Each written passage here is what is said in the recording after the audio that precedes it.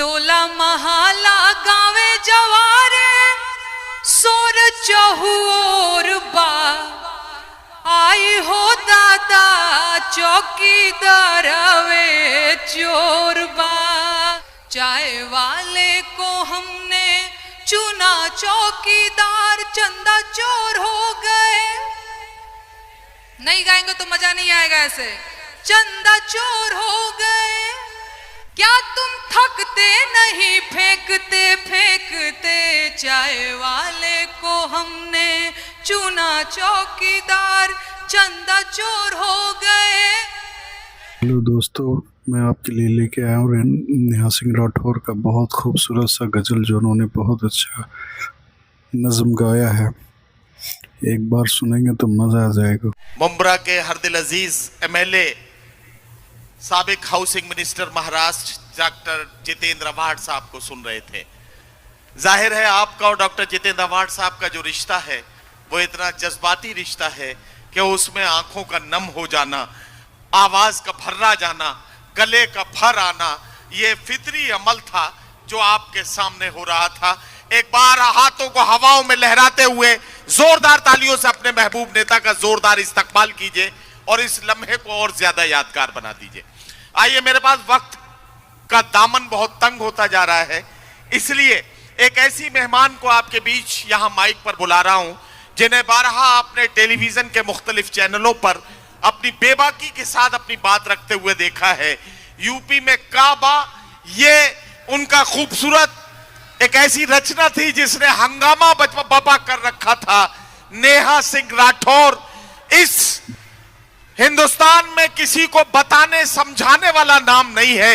एक सेंसेशन के तौर पर जो नाम हिंदुस्तान की फजा में उभरा था वो नाम आज मुंब्रा के मंच पर है। जोरदार तालियों से इस्तकबाल कीजिए। मैं आवाज देने जा रहा हूं नेहा सिंह राठौर को। वो माइक पर आएंगी और अपनी एक खूबसूरत रचना के साथ अपनी प्रस्तुति देंगी। मैं उनसे गुजारिश करता हूं तशरीफ लाएं और अपनी रचना से नवाजें। नमस्कार बा आप सब लोग के, का हालचाल बा? बढ़िया बा? क्या बोल रहे हैं? बहुत बढ़िया, बहुत बढ़िया।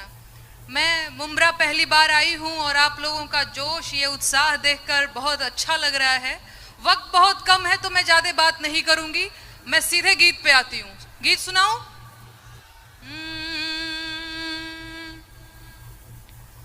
अरे टोला महाला गावे जवारे सोर चहुओर बा। अरे टोला महाला गावे जवारे सोर चहुओर बा। अरे आई हो दादा चौकीदार वे चोर बा। टोला महाला गावे जवारे सोर चहुओर बा। आई हो दादा चौकीदार वे चोर बा। आई हो दादा चौकीदार वे चोर बा। एक लाइन और। अरे पाकल दढ़िया वाला फकीरवा। अरे पाकल दढ़िया वाला फकीरवा बनत इटे गोर बा। आई हो दादा चौकीदार वे चोर बा। आई हो दादा चौकीदार वे चोर बा। अरे मणिपुर जात नइखे करे जाके कठोर बा। आप लोगों को लगता है कि नहीं करे जाके कठोर हैं चौकीदार जी? अरे लगता है न हो, बुझाता ना। अब भोजपुरी कितना जना के बुझाता तनी हाथ खड़ा करके बताई। बहुत बढ़िया। अरे मणिपुर जात नइखे करे जाके कठोर बा। आई हो दादा चौकीदार वे चोर बा।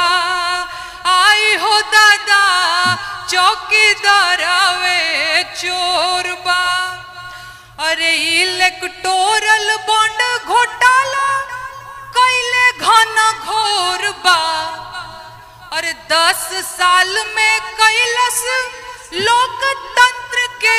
जोर बा, आए हो दादा चौकीदार वे चोर बा, आए हो दादा चौकीदार वे चोर बा।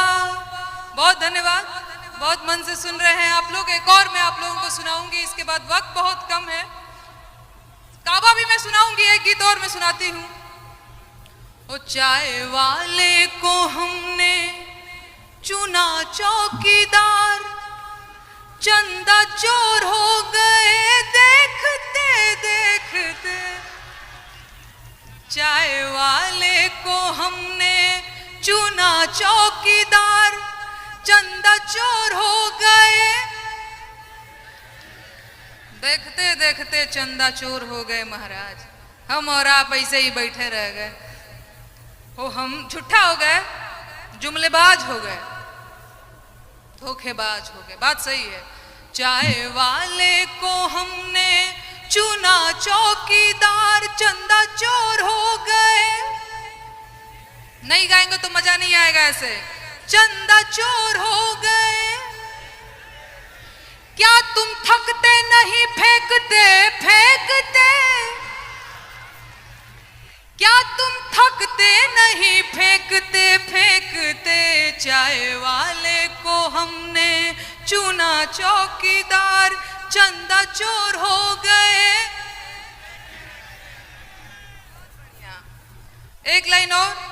एक फकीर को चोरी करने की जरूरत क्या है? कोई है जरूरत? नहीं है ना। एक फकीर को चोरी करने की जरूरत क्या है? अरे जिसका घर बार ना ठिकाना है। एक तपस्वी को झूठ बोलने की जरूरत क्या है? जिसे झोला उठा के चले जाना है। कल की चिंता करे बाल बच्चे वाले।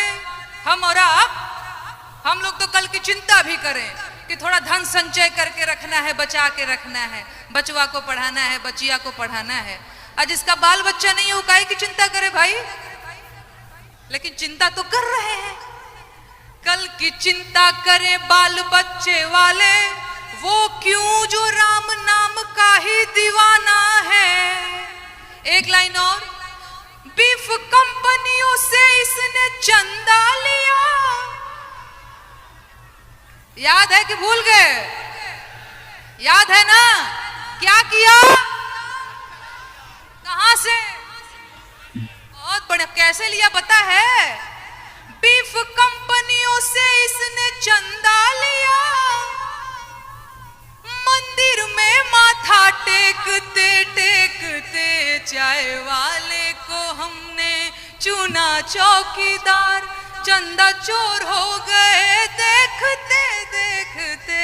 हमने 14 में जिनको चुना चौकीदार, चंदा चोर हो गए देखते देखते। बहुत धन्यवाद भैया। समय है तो मैं एक और गीत सुनाऊंगी, अदरवाइज मैं बैठ जाती हूँ। बेरोजगार बोला था नहीं। अरे नेहा जी, काबा की फरमाइश ज्यादा लोग कर रहे हैं। काबा भी मैं सुना देती हूँ। एक बेरोजगारी का गीत मैं सुना देती हूँ, इसके बाद मैं। ये सब रोजगार वाले हैं, इनका रोजगार वाले हैं। ये बेरोजगारी से इनका कोई मामला नहीं। नहीं, एक बेरोजगारी का गीत मैं अपनी तरफ से सुनाना चाहती हूँ। अरे भीख नाही हक सरकार मांगिला, भीख नाही हक सरकार मांगिला।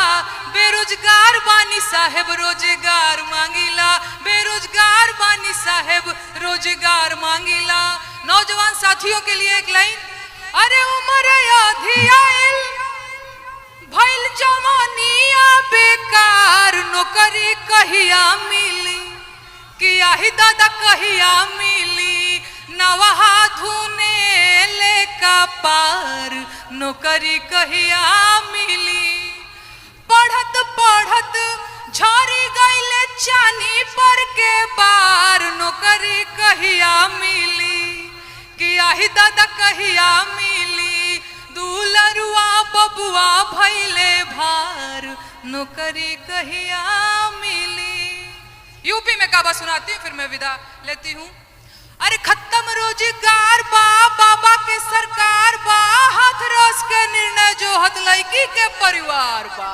काबा यूपी में काबा मंत्री के बेटवा बड़ी रंगदार बा, किसानन के छाती पे रंगत मोटर कार बा। ए चौकीदार बोला के जिम्मेदार बा। काबा यूपी में काबा कोरोना से लाखन मर गईले, लाशन से गंगा भर गईले। कोरोना से लाखन मर गईले, लाशन से गंगा भर गईले। टिकठिया कफन नोचत कुकुर बिलार बा। ए बाबा काबा यूपी में काबा, अरे राम राज के झांकी बा, काशी मथुरा बाकी बा। राम राज के झांकी बा, काशी मथुरा बाकी बा। गोरखपुर में खून से रंगल गोतल पूरा खाकी बा। अरे काबा यूपी में काबा जिंदगी झंड बा, फिर भी घमंड बा। बहुत धन्यवाद, बहुत धन्यवाद।